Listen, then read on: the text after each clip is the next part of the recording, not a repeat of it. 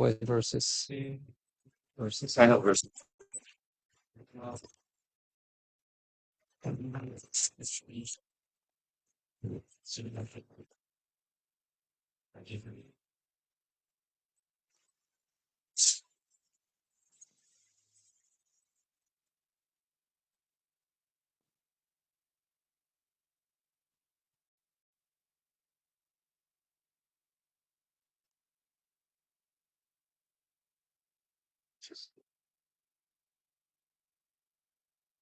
The Jairadhamani one was need to plug in this. Can I get that? I'll get redundant with kids. Oh my God.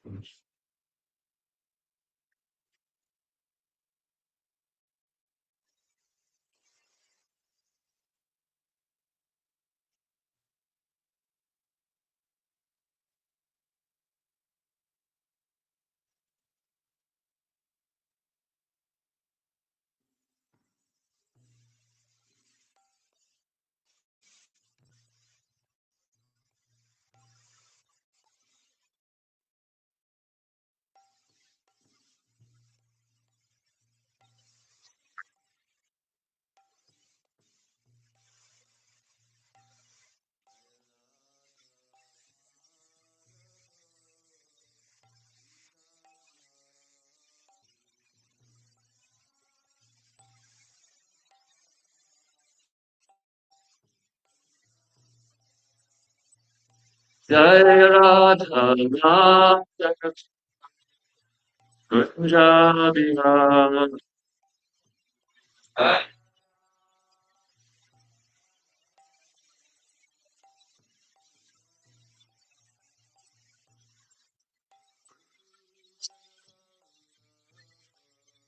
Giri Pradha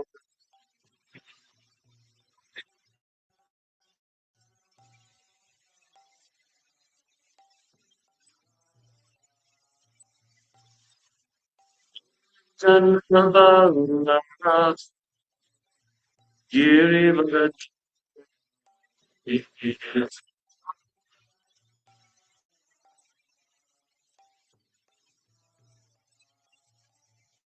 Yashopranan Rajajanaran Janmanam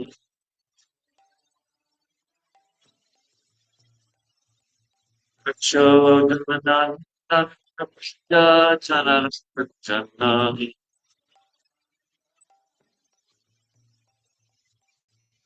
Ramanati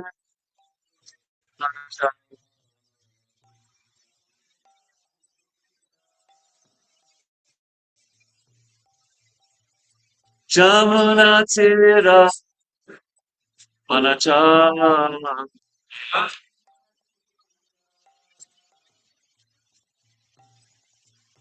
Jayara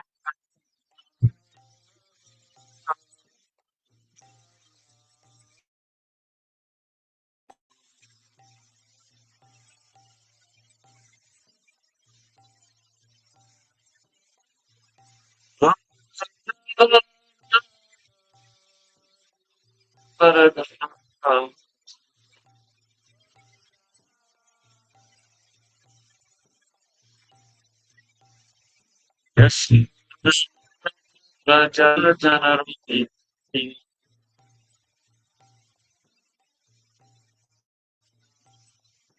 Jamunati Manachama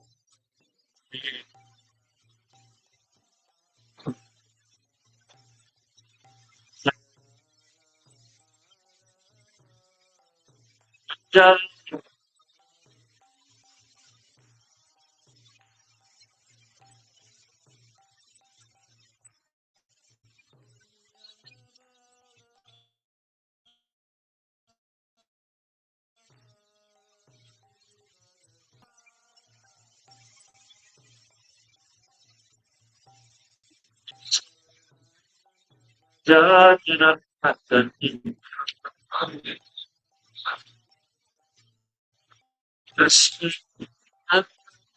Jajanarati Jamanat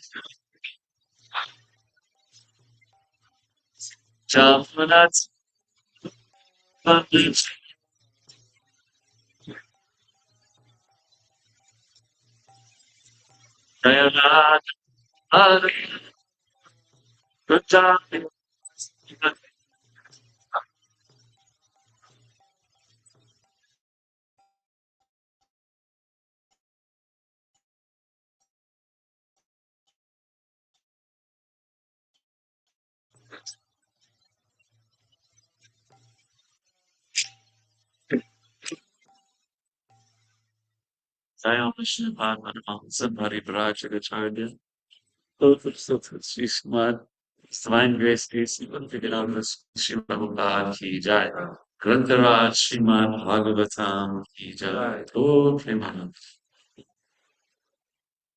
Om Namo Bhagavate Vasudevaya Bhagavate Vasudevaya. Om Namo Bhagavate Vasudevaya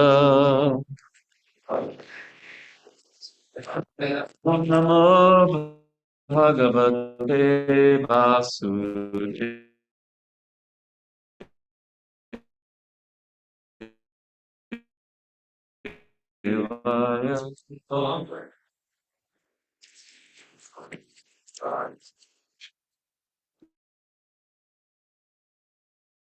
I picked should be the guide of all devotees. But I think there's only one verse that Prabhupada said should be the guide of all devotees. So this is the one. I'll just read it. We don't have it like else. Everybody has a I forgot. Yeah. So Canto 10, Chapter 14, verse number 8. Hmm. I'll use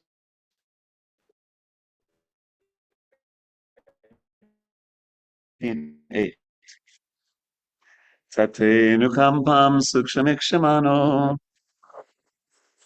Punjam eva. I always get this one. I always get tricked on the second line. Punjana evatma kritam vipakam. Vidvagvapur hit varma vidham namaste.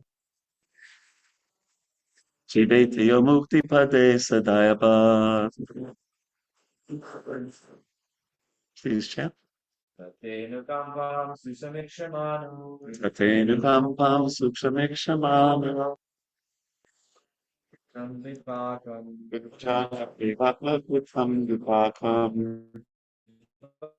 Namaste.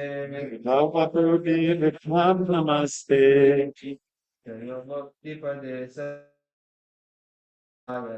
Jive Tvayamukti Pade Sadayava Kampa Susatikshmamanu. Tatenu Kampam Sukshamekshamana Jnana Evatmakrutam Vipakam. Janatevapna Kritam Vipapam Purdhir Namaste. Bhagavapurvir Namo Namaste Hetayo Mukti Pade Sadaya. Jive Tvayamukti Pade Sadayava Lady Tatenu Kampam Sukshamekshamana Panjamani Papakritam Vipakam Vipakapurvir Vidadam Namaste Shive Dayo Mukti Pade Sadayava Enukampam Suksamikshamano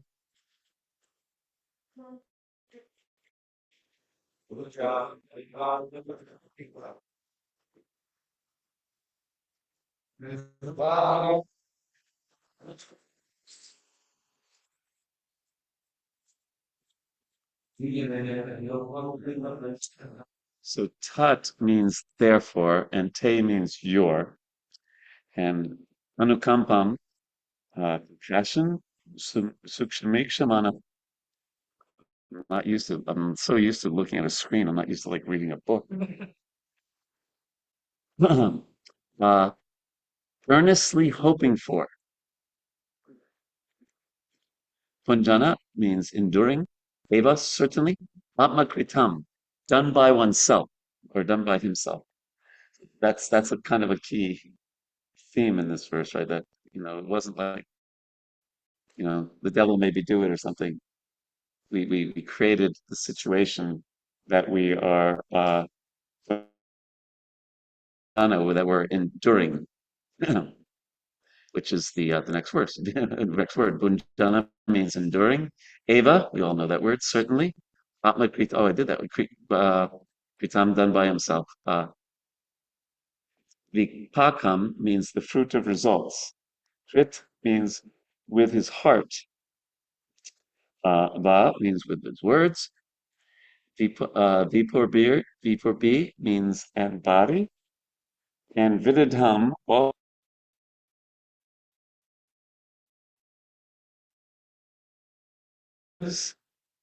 yeah, anyone who, and Mukti Pade, the position of liberation. So what's the famous concern about that word? Chaitanya Charitamrita. Bhakti Pade. Yes, Bhakti Pade, yes. Sarvabhauma Bhattacharya. Yeah.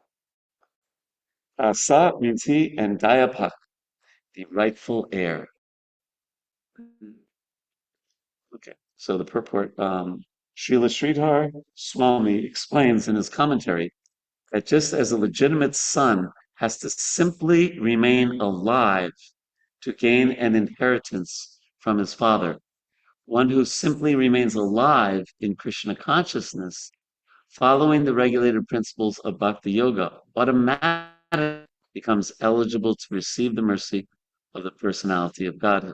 In other words, he will be promoted to the kingdom of God. So if we can just do this, it's a done deal. It's automatic. So obviously, it's not so easy um, to do this, and this verse and that point hints at the whole uh, reason we're in the material world, basically. That when the tendency is that when things go well, we take credit. When things go bad, we tend to blame others, or ultimately, blame God. And this verse is basically saying you reverse that.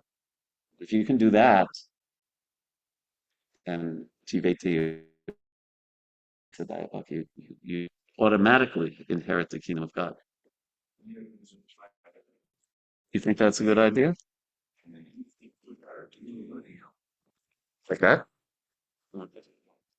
The word sukshamikshamana indicates that a devotee earnestly awaits the mercy of the Supreme Lord, even while suffering the painful effects of previous sinful activities. Lord Krishna explains in the Bhagavad Gita that a devotee who fully surrenders unto him is no longer liable to suffer the reactions of his previous karma. However, because in his mind, a devotee may still maintain the remnants of his previous sinful mentality, the Lord removes the last vestiges of the enjoying spirit by giving his devotee punishment may sometimes resemble sinful reactions. The purpose of the entire creation of God is to rectify the living entity's tendency to enjoy without the Lord, and therefore the particular punishment given for sinful activity is specifically designed to curtail the mentality that has produced the activity.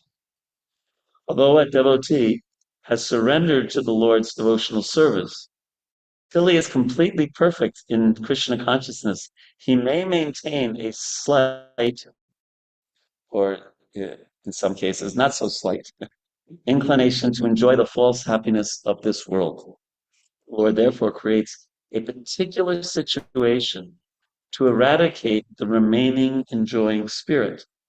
This unhappiness suffered by a sincere devotee is not technically a karmic reaction. It is rather the Lord's special mercy by inducing his devotee to completely let go of the material world can return home back to God. I'm gonna stop there for now. It just reminds me also, Vishwanath Chakravarti Thakur gives this example that I've never tested this because I'm too cheap to waste some silk cloth. If you take two pieces of silk cloth and you put one up to a flame, not enough to burn it, but just, and then take it away, the silk looks the same on both. But this one, if you just touch it, it crumbles.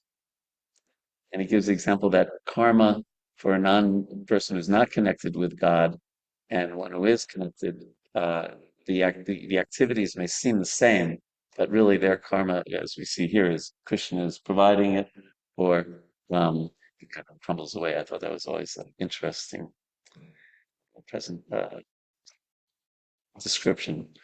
Om Jnana Timirandasya Jnananjana Shalakaya Chakshurunmilitam Yena Tasmai Shri Gurave Namaha Panchakalpa Tarubhyascha Kripasinduvevacha Tipanam Bhavanebhyo Vaishnavebhyo Namaha.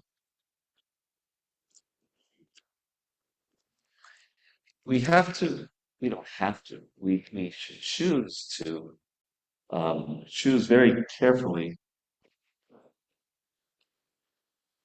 and think about what is our, we could use different words, what is our rest, or who is our rest, our shelter, our solace. And what we're learning from this verse, and all of Krishna consciousness, is that it's such an important question. That when the going gets tough, where do we really get going?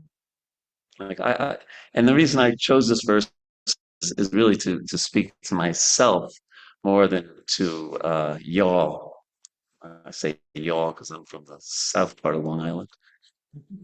Um, and because I find that something when the going gets tough, I find escapes instead of Krishna. I go on YouTube and try to space out and forget the problems that I'm having.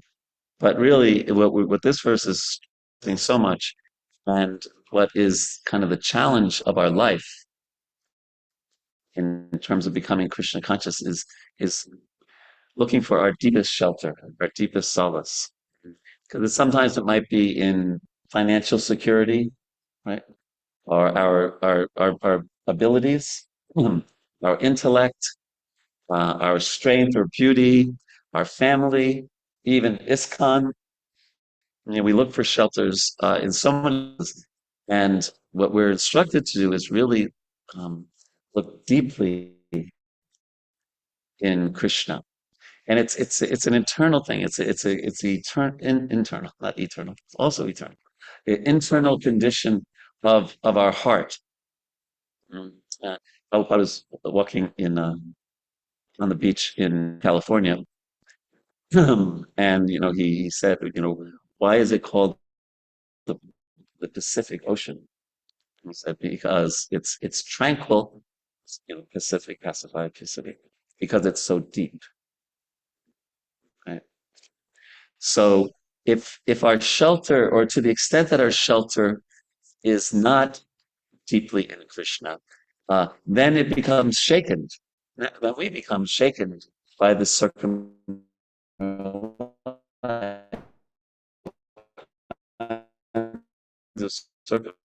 that are going to happen. Religious. And depth, a really important thing to really get deeply into our psyche, is that depth is not linked to the external circumstances. Although, as this, especially this last paragraph that I read, those circumstances can be an impetus or a test to help us go more deeply in our shelter with Krishna. So let's talk a little bit about external circumstances, things that happen to us in our life. Okay. So when circumstances are kind of out of control, right? Does anyone know the Serenity Prayer? Someone say it.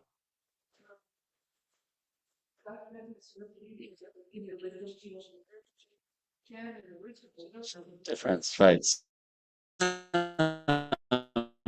There's stuff outside of our control, right? and then having the wisdom to know which is what's in my control and I should work on, what's out of my control, and the wisdom to know the difference. So um, often when circumstances are somewhat out of our control, we ask Krishna to change those external circumstances. And from Krishna's point of view, and understanding from this verse and this purport, Krishna's looking for us to change, especially from within, you know, to relinquish, as that prayer says, to relinquish that illusory control, and to give those circumstances as well as our illusory control to Him. And the result is that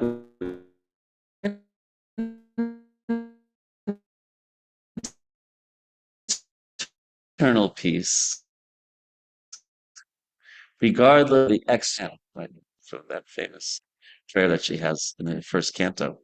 So we have to, that's the wrong word. We should choose to abandon the notion that our circumstances have to change, that that's going to be the source of our satisfaction, our happiness, that the circumstances are going to change. They may, as we just heard in this verse and the purport, they're dictated by our karma and ultimately by Krishna's arrangement, how he deals with us as devotees. Our freedom, our choice, lies in the realm of our response to those circumstances, and perhaps and the key to that response is our attitude, because it's really the attitude that's being spoken of here. With our heart, with our words, with our mind, with our actions, we take shelter of Krishna, and then Shivetiyo Mukti Padesa Daiva. Then it happens.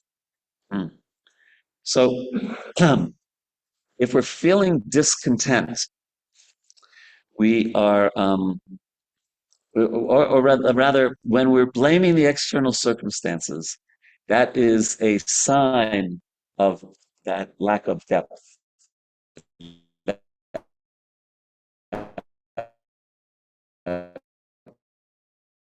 Is an internal state, and it's independent of the external circumstances. I can find discontentment and blaming external circumstances on the stupidest little things. Not like some big maha thing that happens to me in my life. I can, focus on something that's like, just ridiculous. So we should. Sarvama Prabhu knows all about microphones.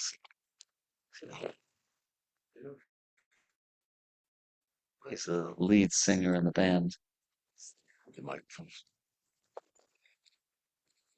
Thank you.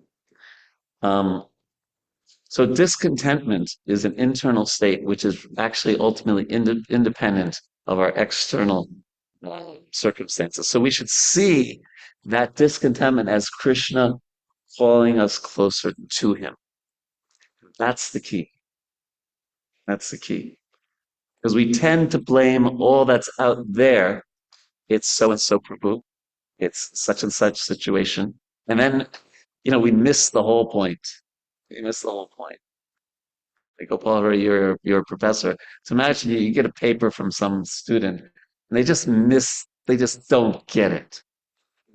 Right? They just don't, they went on, found an AI explanation that had nothing to do with the question you asked or something like that. So that's, I can't predicate Krishna's mind, but, we can easily miss the point. Because, it's very clear, this paragraph, so powerful that we read about what the point is. So the challenge in difficult circumstances is to take shelter of Krishna, and especially for us who are attempting to practice sadhana, to take shelter of the process. Take shelter of the process. That the process is so nicely explained so many places, but just as an example, in the second chapter canto, Shushu Shoshanadana verses, first you serve devotees. I was just listening to a lecture by Srila Prabhupada today, and he was saying, better to serving Krishna serving Krishna's devotees. So you serve devotees, then you get a taste for hearing and chanting.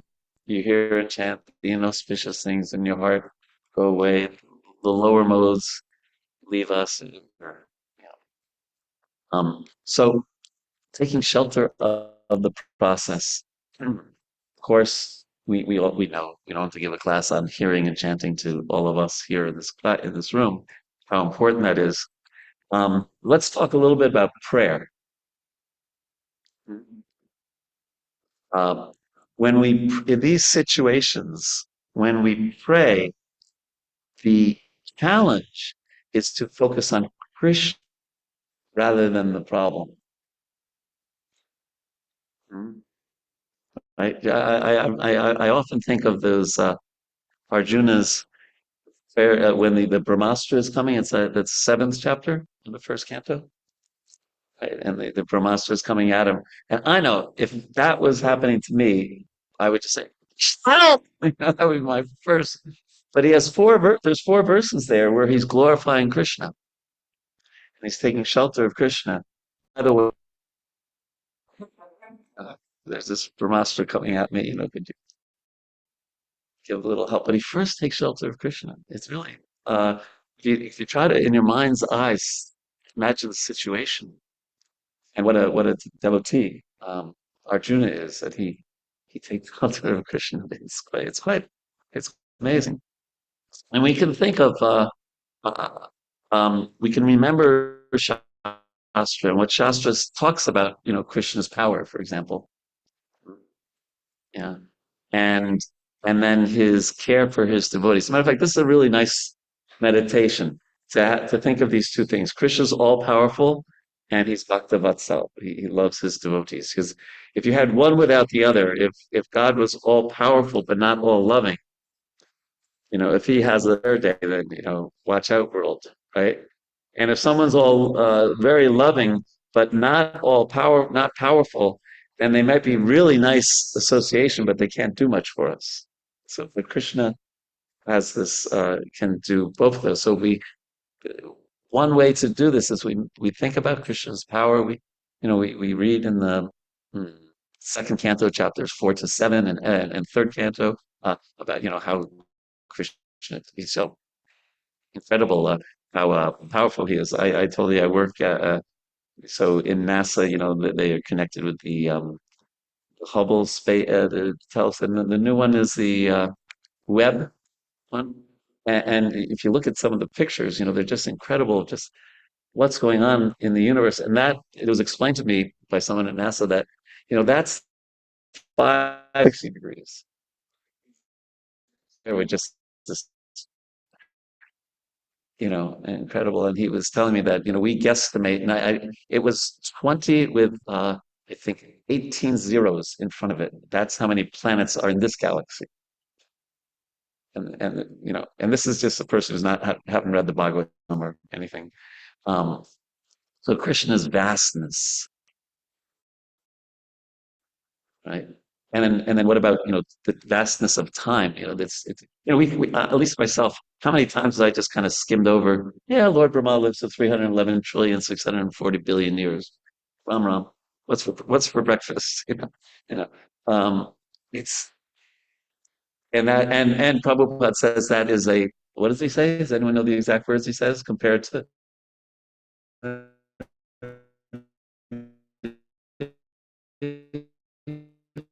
trillion years? Is a lightning flash. So, that talk about vastness, right? So he's all powerful. But he's Bhaktavatsal, and he cares about every one of us in this room. Um, then and when we have that really Krishna fixed in our mind and our heart, then we can turn to whatever challenges we have at hand, and declare our full dependence on Krishna. And willfully, and this is like this is a proactive choice. Willfully trust the caring and unfailing affection that Krishna has for his servant. And of course, by reading the Bhagavatam, especially, and Chaitanya Chart, what speak of Chaitanya Charitamrita, we see that again and again, canto after canto, Krishna showing his affection for his devotees. And in those little times we redirect, we deliberately redirect our attention to Krishna's words. And it's not easy, right? It's hard. I mean, for me, it's almost impossible. But it's what we're. If this verse should be the guide for all devotees, that Prabhupada says in the chapter 10 of the Nectar of Devotion, then this is something we really should work at. The big and the small things that happen to redirect our. That's where relief lies. It's again, I can't even say it's my experience, my understanding that it's a slow, deliberate process. It's a sadhana to um, to develop that muscle, so to speak, of or rather another way to look at it is the to shorten the amount of time from something happening to us to taking shelter of Krishna. Because often we see things only in the rearview mirror. We have 20/20 hindsight, right? I'm sure if we had to ask the devotees of times in our lives when we were going through something and we said, we just didn't see where's Krishna hands in this, what's happening, and then later we look back and say, oh, that was Krishna's mercy. That was Krishna's mercy. Prabhupada tells that story about tell the story. I think most of us or all of us know it. The minister, the king, and the king loses one finger, and that was Krishna's mercy. In my life, I had one. When you go from like 17 years old to being a brahmachari, and then thinking about getting married, it's during that time, and I just felt when I was like 29 years old or 30 and planning it, I was just back in high school because the gap was there was no Asian women. So I was just like, she loves me not. Will she go to the prom? All that sort of stuff. It was like that. So um, a friend of mine, Rohini Nandan Prabhu, had arranged for me to meet one late woman devotee, and um, we met, and I got the message a few days later that she said, "No, I'm not interested." I was like, "Oh," I was like, so like, and I got rejected at asking someone out to the prom, and I was like, woe is me, and really feeling sorry for myself. And now, of course, I look in the rear, look back, and I have such a wonderful wife in Ananda Vrindavaneshwari, and it all worked out. But at the time, I wasn't thinking, "Oh, this must be Krishna's mercy." I was just like, plus. So it's a muscle that we want to develop to uh, learn to have that have it become almost spontaneous. That, oh, what's the lesson here? How can I take more shelter of Krishna? What's going on here? So it takes trust, it takes faith that we are, and to really feel that we're neither alone, we're not abandoned, we're not forgotten by Krishna. So this is, like I said, this almost aggressive, proactive choice of our will to be like this. And to learn to separate sometimes our faith from our feelings. Because fear of the unknown, and things out of our control, that's kind of normal. But acting on faith, despite our fear, despite our doubts, that's courageous. And I like this. I don't know where I read this someplace, but I really liked it. We walk by faith and not by sight, because often Krishna's workings are being carried out beyond our view. They're somewhere around the corner. Yeah. And Krishna's working on us is there. It's definitely there, despite our lack of awareness. It's there.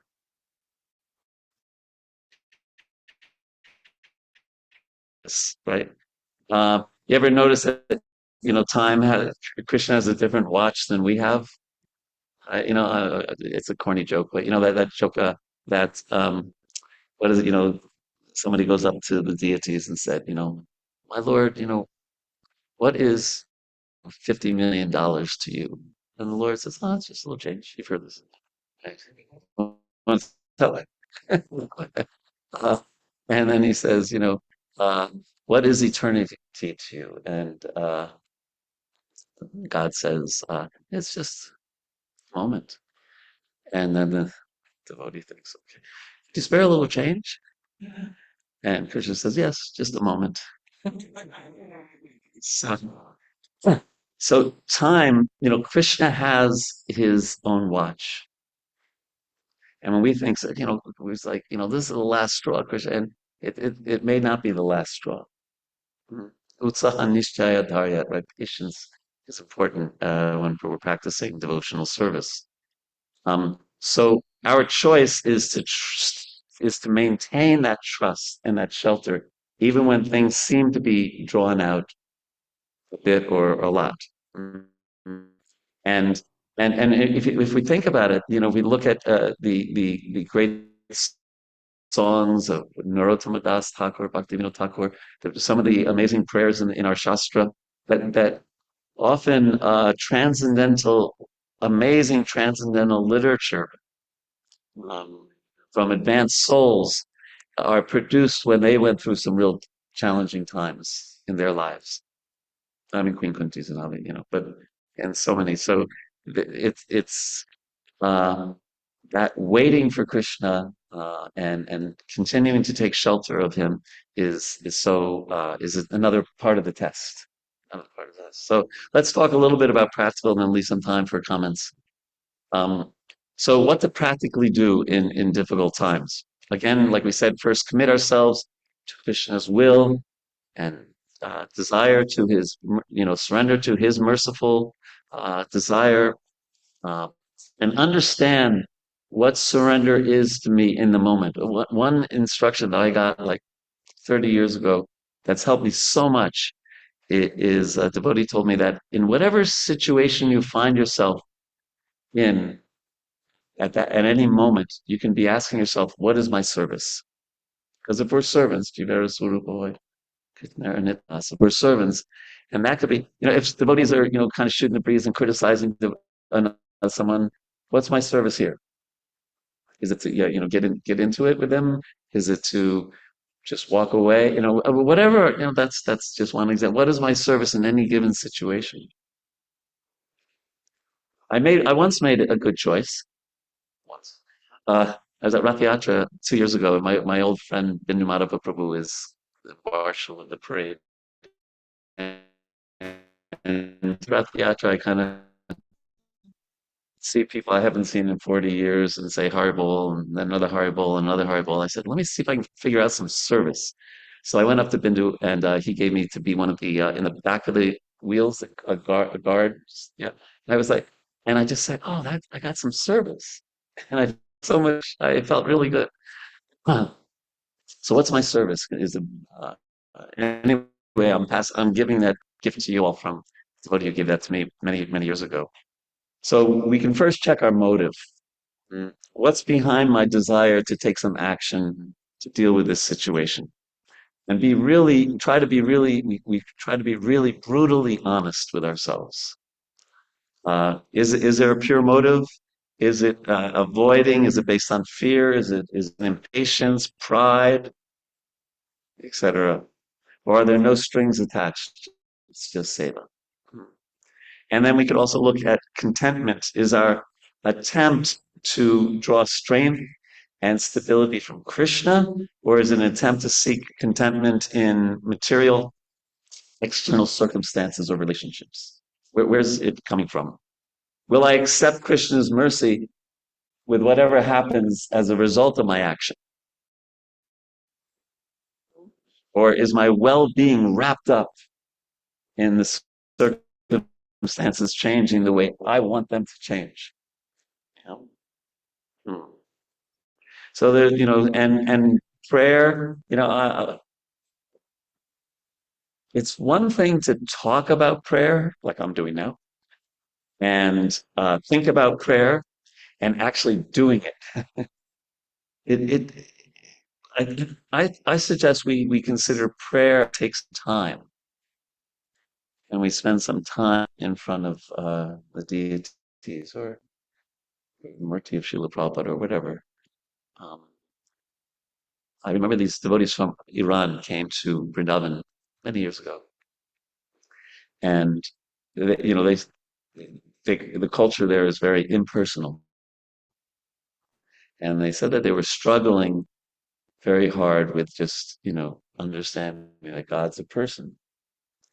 And so they were instructed to go stand in front of Balaram, like Krishna Balaram, stand in front of Balaram and just stay there as long as it takes. And they came back 4 hours later and they said, it worked. But they stayed there for 4 hours. They're such sincere devotees in Iran. So prayer takes time. Um, but it's powerful. It's one of, course, the nine processes of bhakti. And we read in the Nectar Devotion that, we can say the prayers of previous acharyas, but we can also say our own. Both are accepted in this of the 64 items of bhakti. But it's entering into Krishna's presence and engaging with him our concerns. Mhm. And then, of course, the time. Am I acting? Am I choosing to act? Have I given Krishna enough time to reveal the answer or work his plan?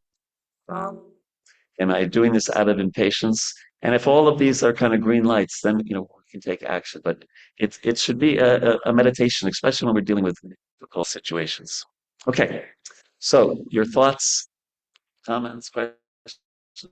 Yes, sorry about my Prabhu. Thank you. Very thoughtful. I do have a lot of questions. How short and class we don't. Um, let's go for the latest statement that like a prayer. What's the use of prayer? Should knows what we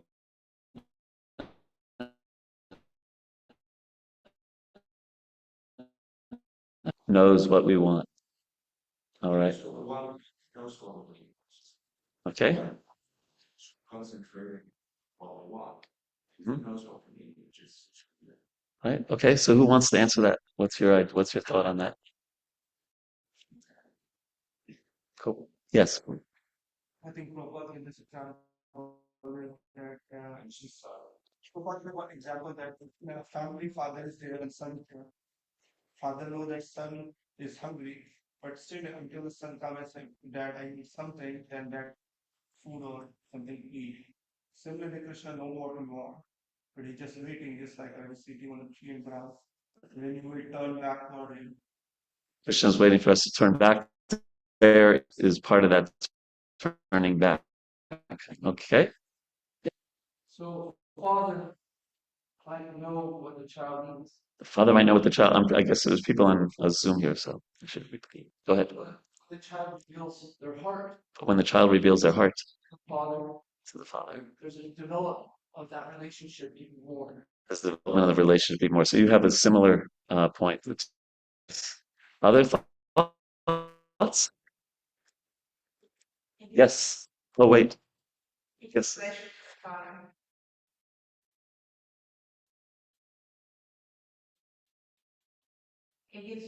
It gives pleasure to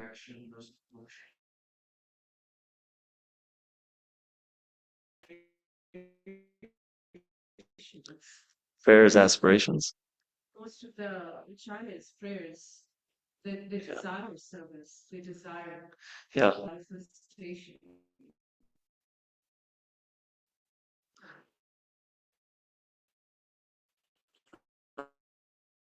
It's a manifestation. Yeah, nuggets. Yes. In the back. Yeah, when we pray, I mean, And that's the whole process of sadhana, Vishnu, to always remember Krishna. Remember Krishna. It's an easy way to remember that verse. Yes, It's the free will. it's a way we exercise our free will. It's when you love somebody. When you love somebody, you talk to them from the yuva. Yeah, you talk to them. Yeah. It's also, as you mentioned, sometimes the prayers are not just asking for something, but also glorifying the Lord. Oh, yeah. Many times the prayers are not asking for something, but they're glorifying the Lord. That helps out. You see a wonderful sadhu sangha. Thank you. I heard that if you go in front of the deities, If you go in front of the deities, Sarvat Mahat, yeah, you don't have anything to pray for, you don't have anything to pray for. consider yourself very Consider yourself very unfortunate. Yeah. But your prayer should be, not Janis Joplin. Oh Lord, won't you buy me a Mercedes Benz? No one here remembers that song except Sarvat Mahat, probably. Yes, Mataji.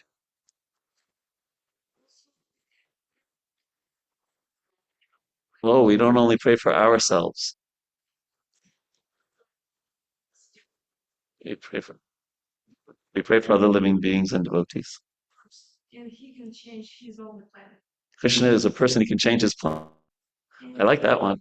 Because usually his plan is not my plan. When devotees are praying for others, it helps a lot. There's many instances where devotees are praying for others and it helps a lot. Yes. I heard from Srimad Bhagavatam somewhere translation and prayers are for, we are showing our dependency on Krishna, and three things happen Prayers show our dependency on Krishna, and three things happen. when we go in front of Lord and take darshan.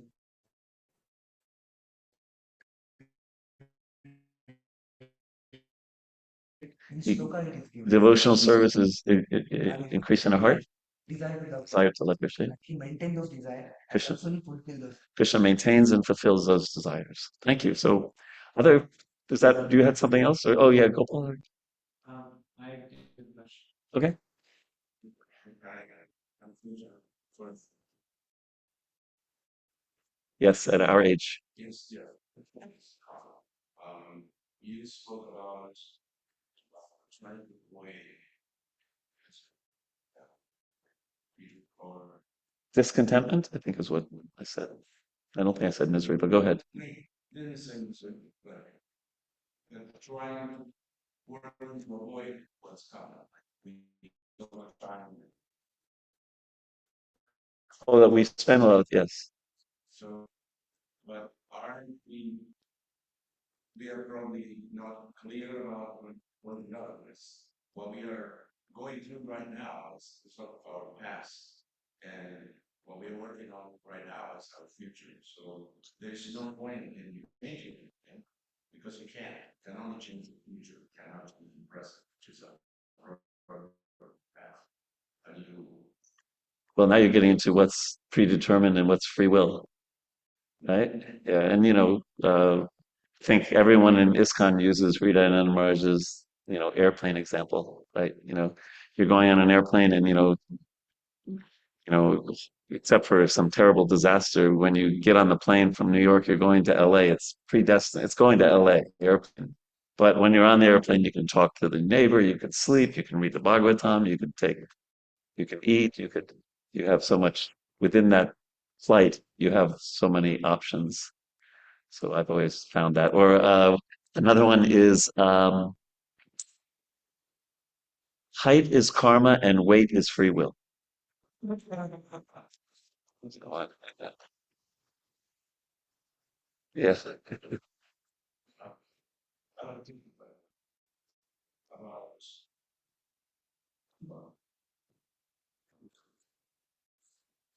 for example, you give me example of Yeah. when you are it's good see come. Right. So That was a different one. Yeah.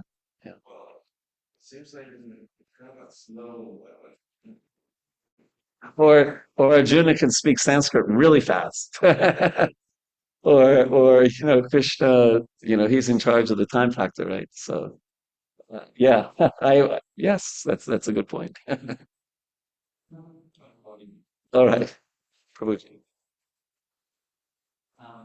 This sentence read, it is rather a Lord's special mercy for useful devotees to feel that longing to return back to God. Hmm. Just recently, I was kind of reflecting on this. That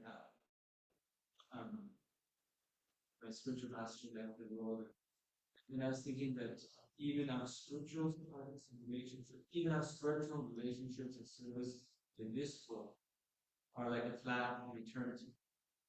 Hmm.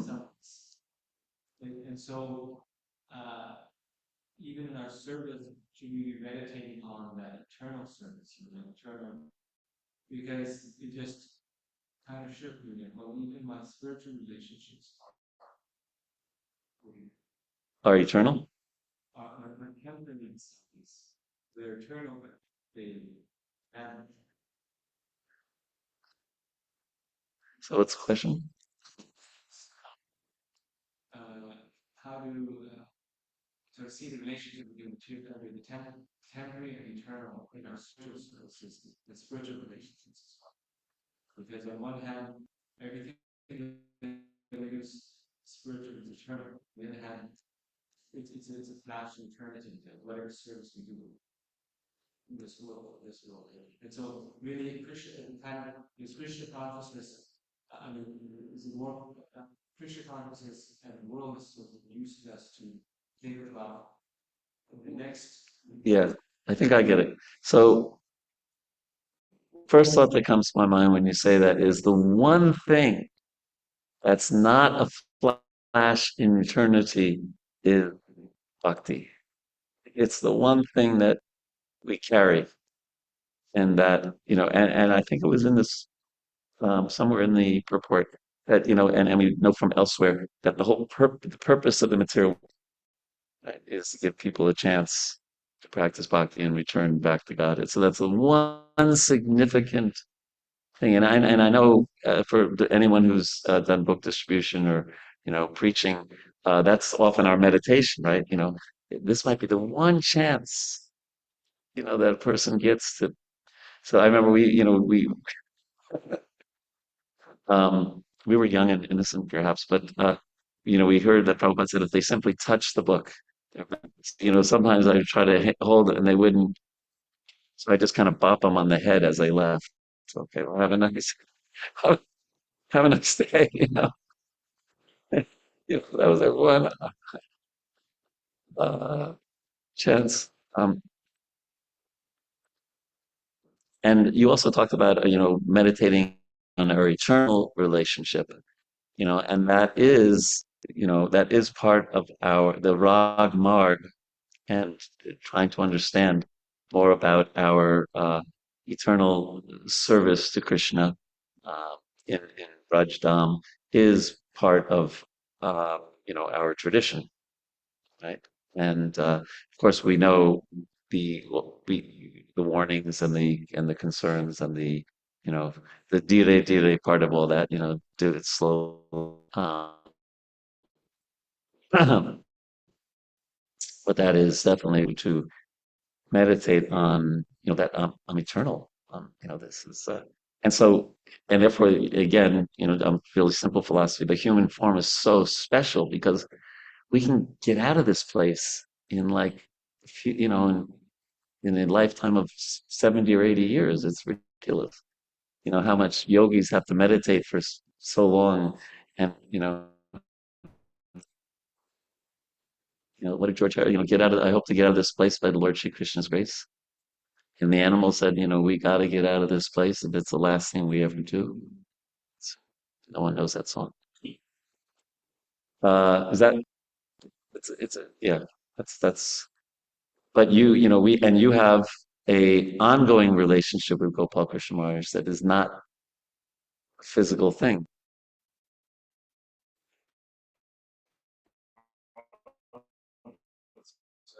My Yeah, which I was is it yeah. So I guess what you're saying, bhakti is eternal, but I was curious the service of the expression of that bhakti. So the devotion is eternal, but the service we do that you have to keep in mind is temporary. Or was it what is Yeah, but the service attitude is not temporary. And in one place, it's in the Nectar of Devotion, isn't it? Kante? Prabhu? That Krishna's not so impressed by the service as much as the attitude of the service, right? There's Chesta Rupa and Bhava Rupa. This is mentioned in higher levels of bhakti, but our one acharya says that you can also apply it to the in Vaidhi sadhana bhakti. So Chesta Rupa is the activity, and we know what the word bhava means. Bhava is the mood. So we have to be careful as one. It's a really nice meditation. We're meant to have both.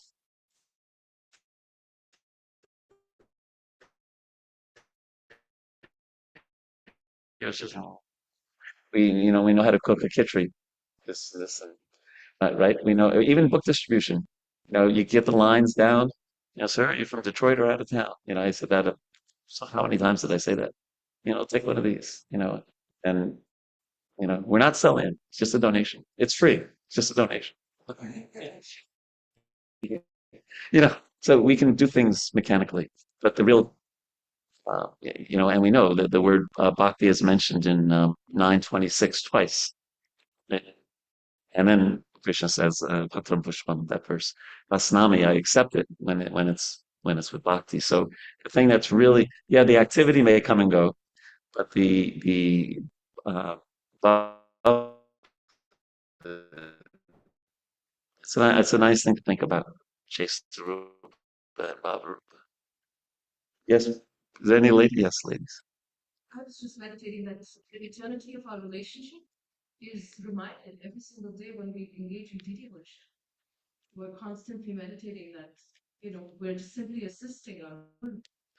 So the eternity, the question of not having an eternal relationship is Hmm. whether you're chanting your Gayatri or you're still continuing to be, you cannot complete deity worship without assisting. Nice. And we empty, that verse, Naham Vipra Nachar, that verse that I'm not a Brahmin and not this, and just go be but the Kamalay, or that when we go on the old, we say that. It's kind of like, we empty of all of our upadis. What's this stuff going on? And we just say, okay, I'm yours. Is there time? Yeah, I guess there's time for it. Yeah. We talk about when challenges come, we focus on challenges rather than Krishna. They said that don't tell Krishna that my problem is big, but tell problem that Krishna is bigger than you. But after understanding these also what happened, how to apply the principle of Damodar Ashtakam where Satguru two finger, two short means one is our endeavor and dependence. So you give the practical solution, but where that endeavor part comes. Yeah, we have to make an endeavor. Maybe I didn't focus on that, and I focused more on the mood in this class. But yeah, right. There's both. I had a professor once in college who the best thing I learned at university before I dropped out was he said it's okay to have your head in the clouds as long as your feet are on the ground. That was, I still remember that. That was like 40 something years ago. Yeah. So I think that's a good one for us. We have but the challenge is that often we first deal with the practical, and then, oh yeah, what about Krishna? And what we're suggesting here is start here, like 8th chapter of the Gita says, Mat sarveshu kaleshu mama nusmara yudicha. Krishna says first, mama nusmara, says remember me, then do your duty. In Arjuna's case, it was fighting yudicha. So we have to be careful not to do it the other way around. But first, head in the clouds first, and feet on the ground.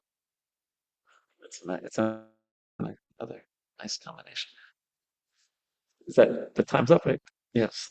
Uh, Thank you so much for giving me the opportunity to talk today. Hare Krishna. All glory to your Bhagavatam.